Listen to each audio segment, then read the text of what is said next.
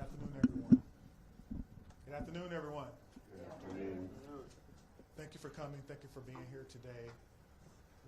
We'll be providing an additional update as we have moved now into the investigation phase of this tragic incident. I'll be making some prepared remarks and will not be taking questions. My name is Chief Sean Barnes, S-H-O-N-B-A-R-N-E-S, and I'm the Chief of Police for the Madison Police Department. The past 24 hours have been a flurry of emotion, sadness, anger, disappointment, grief for the Madison community. We were brought together by a tragedy, and today 3 families woke up this morning to a world without a loved one. That can never be outdone. In the midst of this tragedy, our community has come together in an incredible demonstration of support from Madison and indeed the state of Wisconsin and our nation. I cannot express enough gratitude to the many emergency response agencies who provided direct support to the Madison Police Department. We could not be standing here today without the men and women of law enforcement, specifically the Madison Fire Department, surrounding EMS agencies, Dane County Sheriff's Office, Monona PD, Oregon PD, the University of Wisconsin Police Department, the ATF, the FBI, Fitchburg Police Department, and Cottage Grove. A special thank you from me to all of these agencies. Thank you so much. These agencies and many others responded to the scene and or took calls for service within the city of Madison to allow us to focus on this tragic incident. Student reunification with their loved ones could not have happened as swiftly as it did without the assistance of SSM Health Dean Medical Clinic, as well as the Quick Trip. Additionally, many people worked well into the night and supported local restaurants, the community who came together and provided food and other logistical support for our team. Yesterday, we came together as one team, as one Madison, as one country, and we should feel incredibly proud about our response. I'll be providing some updates at this time, but before I do that, I'd like to provide an important clarification. Yesterday, after looking at the computer-aided dispatch system, it seems as if a call came from a second grader. It actually read the call came from a second grade teacher. That was a mistake. That's my responsibility, and I apologize, and I clarify that today. It did not come from a second grader. It read second grade teacher. I will also be providing several investigative updates from the 8 p.m. briefing from last night. The Madison Police Department is committed to transparency and will continue to release information that can be used to improve public safety. This must be balanced against our commitment to the victims of this horrific crime and the need to do a thorough and complete investigation.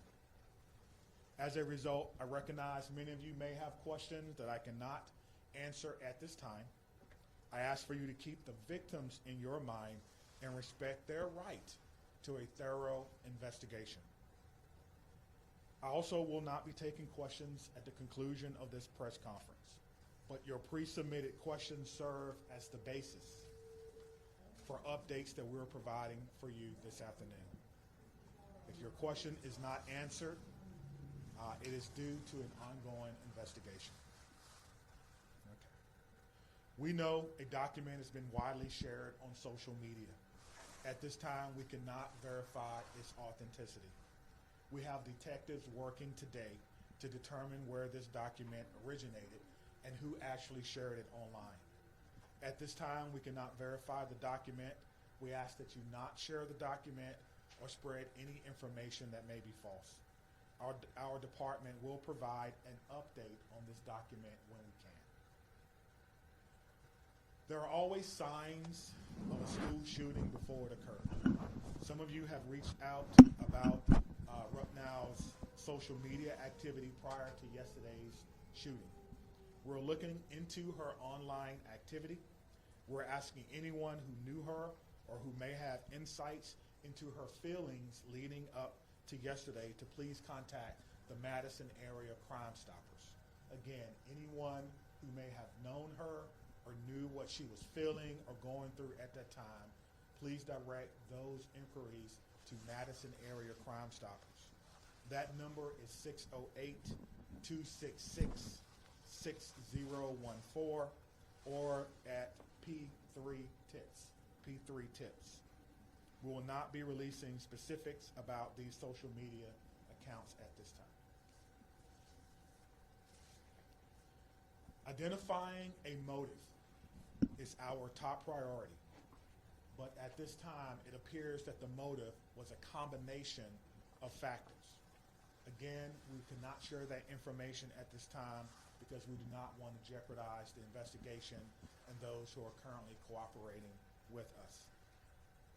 All patient status remain unchanged.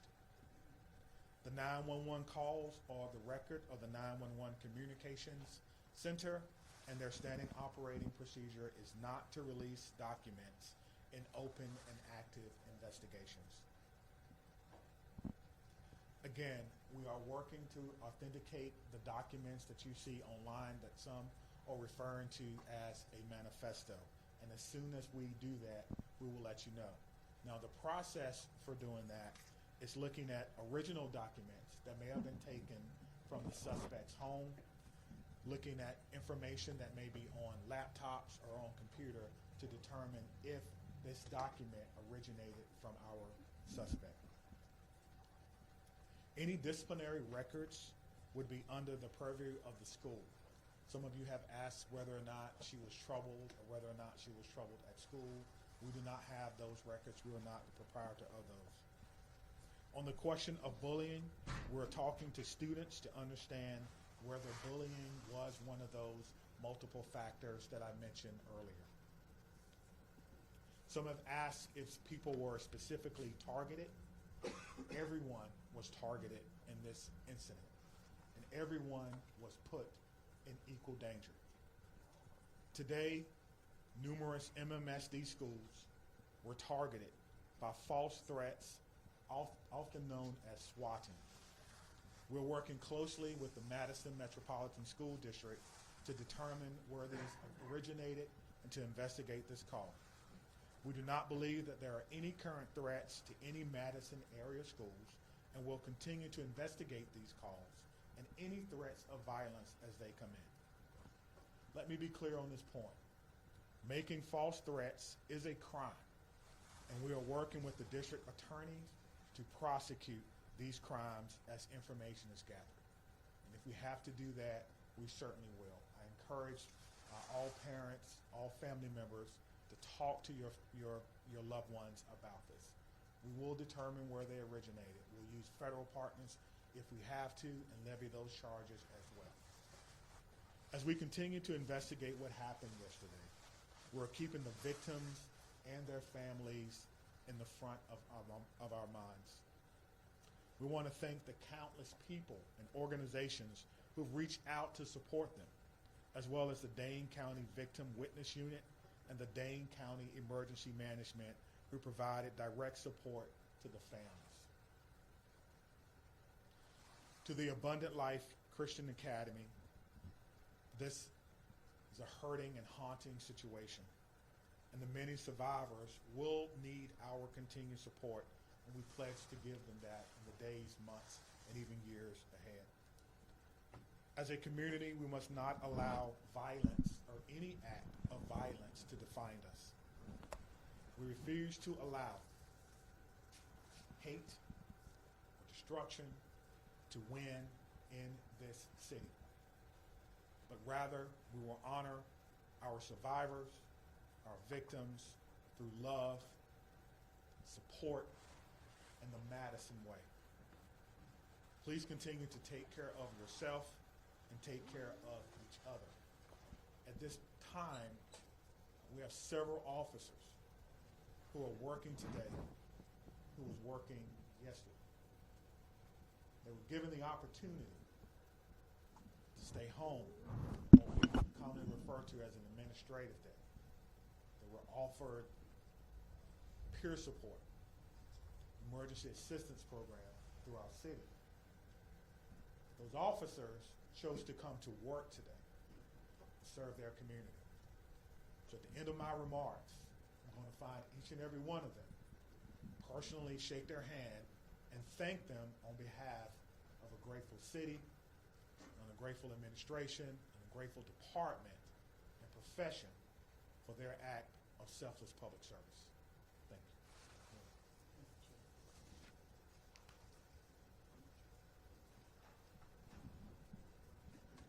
I want to start where the chief ended, which is just asking everyone in this room and within the sound of my voice to take a minute. It's been an incredibly difficult 24 plus hours at this point in time. We're all human, including each and every one of you in the media who is covering this really tragic event. Please remember that you're human and take care of yourselves. We all need to do that. Drink water. Take a moment. Access whatever mental health resources you need. Because that's our job now, is to take care of ourselves so we can take care of each other and our community. Yesterday, the Madison community experienced a terrible and traumatic event. If there's any positive in it, it's that the educators at Abundant Life, our local law enforcement and first responders, and our community partners were prepared to respond. They acted without hesitation to protect our children, and I'm grateful and humbled by their actions. It's a day that I hoped never would come to our city, but like so many other communities, here we are. We will never be the same, but we will get through this together. I want to ask again that everyone, please respect the privacy of the victims, their families, and those in the Abundant Life community. Right now, our full focus is on caring for those impacted. First and foremost, the victims and their families, the Abundant Life students and educators, our first responders, the students and educators across the city who woke up this morning and went into a school building, not knowing if they would come home tonight. The incredible bravery of that act. All of our students and educators are feeling scared and vulnerable right now. We are also trying to care for our whole community because I believe we are all fearful and grieving and impacted.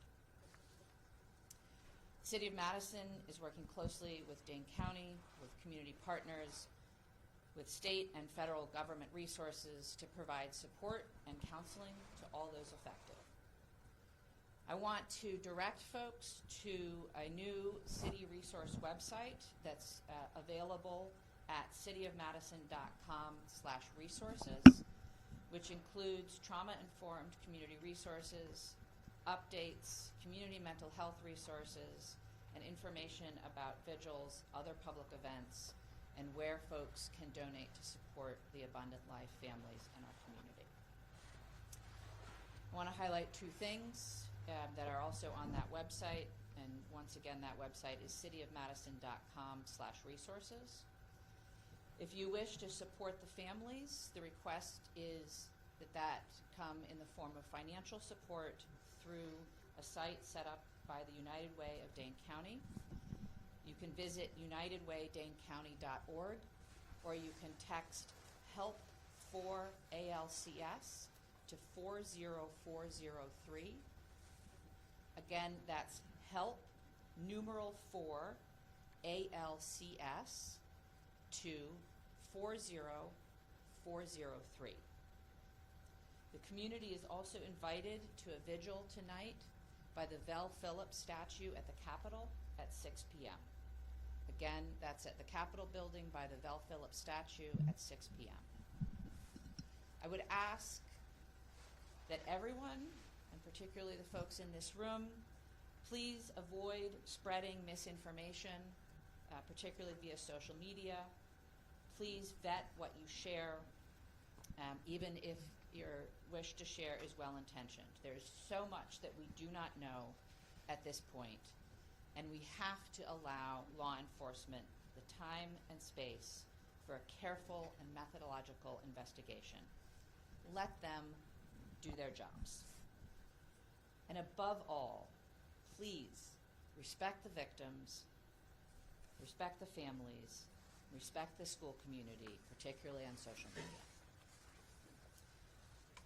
I want to say a huge thank you again to all of our partners and those across the country who have reached out offering support and well wishes, including President Biden, who I talked to yesterday, Senator Baldwin, who I talked to yesterday, Congressman Pocan, Governor Evers, who called, and many others at every level of government and all across our community.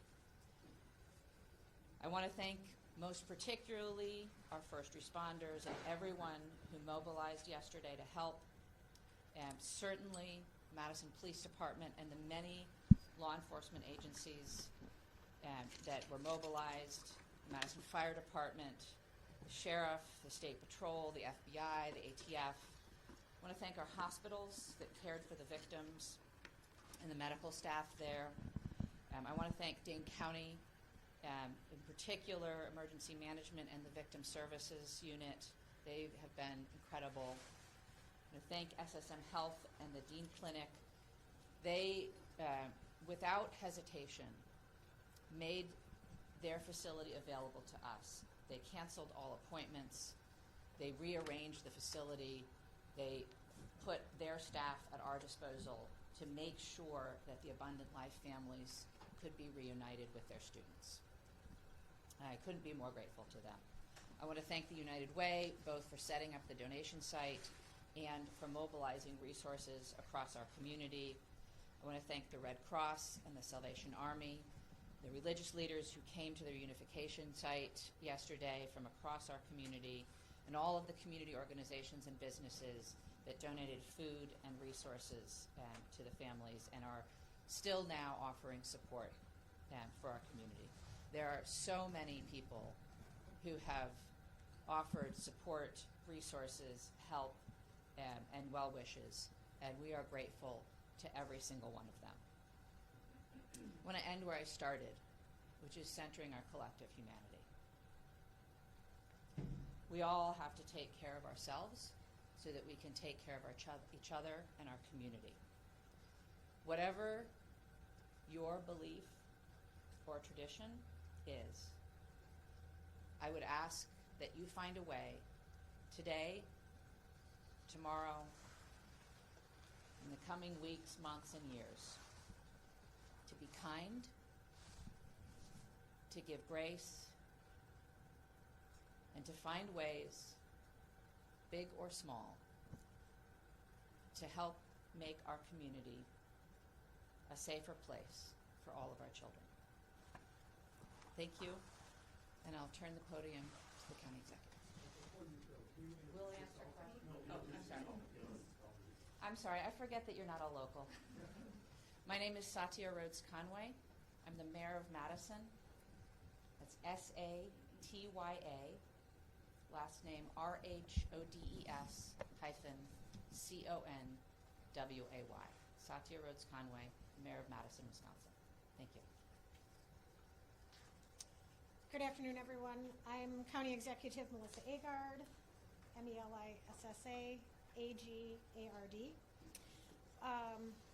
It's unfortunate that we are still having to navigate this absolutely horrific situation in our community. I come before you today as a community leader, as a mom, as a fellow Dane County resident, and like many of you, someone who is continuing to process what unfolded yesterday at Abundant Life Christian School and across our community. My heart aches for the students and families and teachers and the first responders at all levels, from the 911 officers to the folks that are at our coroner's office.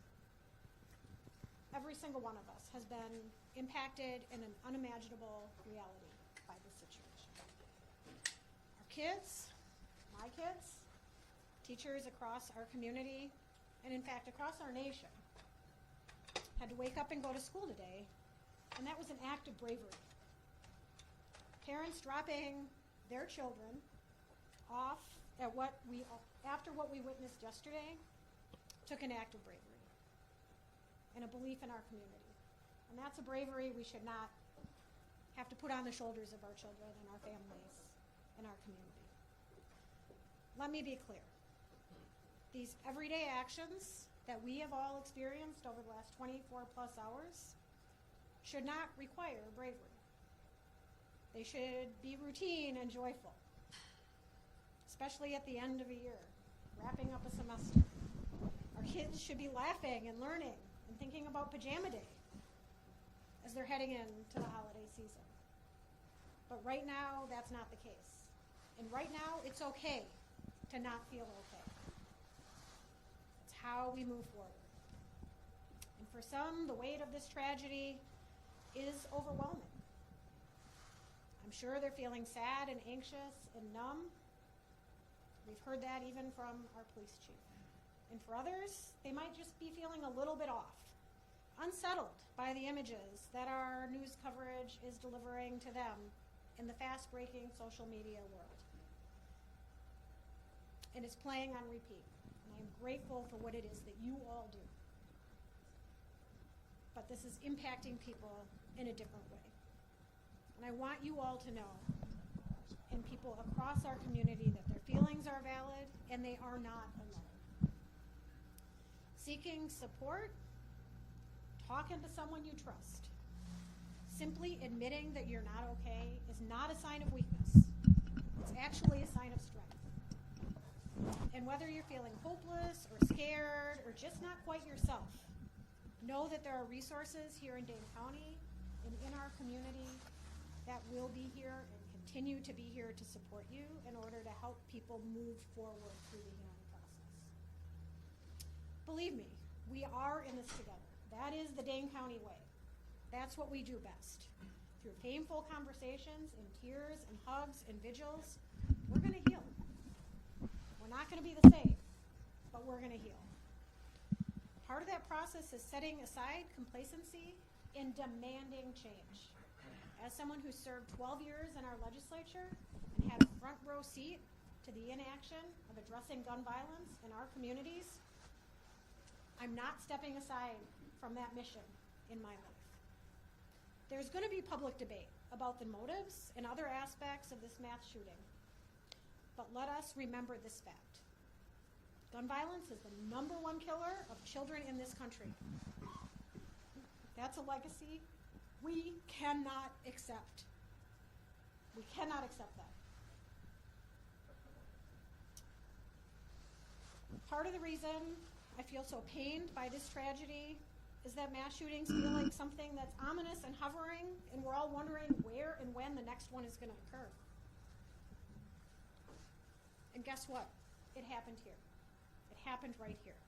And I am so proud of the folks that I work with at the county and that the mayor works with in the city and our partners at the federal, state, and local level, and how it is that we've stepped up and responded to support people. Could we do better? Could we do different? I am sure. But did we do well? I am proud of the work that has been done in this community over the last 24 hours. And I assure you all today that we are going to continue to work like hell to stop future tragedies and to support our community that has been harmed by these actions. And for anyone that's out there listening, Anywhere in this amazing world that we live, whether you're grieving or you're scared or you're angry or you're unsure or you're curious, take care of yourself, take care of the people who you love and whose lives you touch. Talk to someone, anyone. If you're not comfortable calling a number, there is someone in your life you can reach out to. No one is alone through this. We are strong in Dane County, and together we're going to get through this. And I know that there are questions that we all want answers to. And I am hopeful that we will have those answers sooner than longer. But please give us the time to do this right so that we can learn how to prevent this from happening in the future and support those that have been most impacted in our community. We are doing everything in our power at all levels in a collaborative way to prevent this type of pain from ever happening again in our community. Can I assure that? No. But we are going to work as best as we can to that end. So thank you to each of you for carrying these stories, for taking care of yourselves, and for delivering these messages to the people in our community that just want one more piece of information.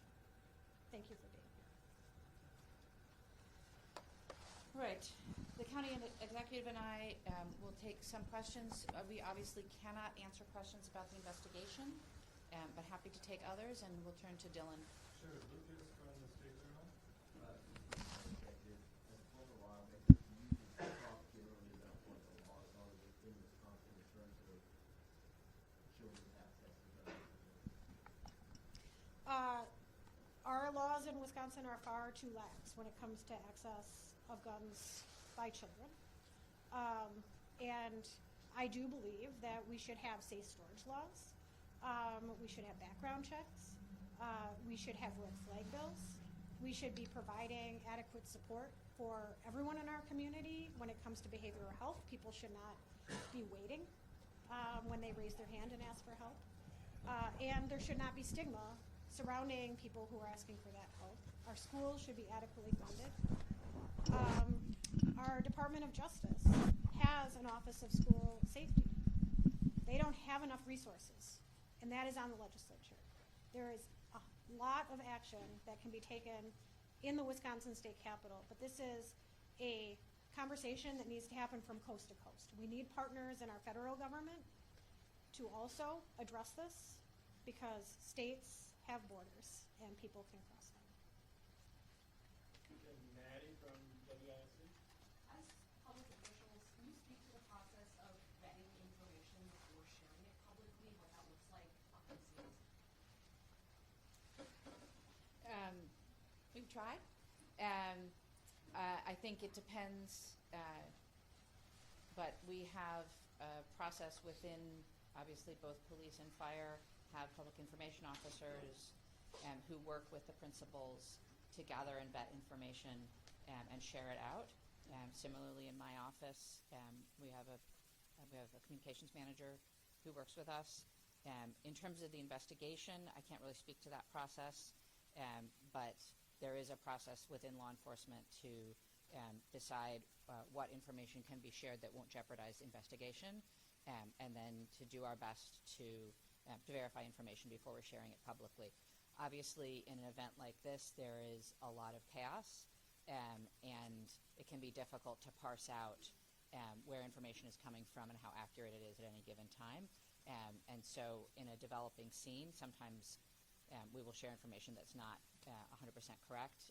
But as you've seen already, the chief comes back and tries to give out the best information we can and correct any mistakes.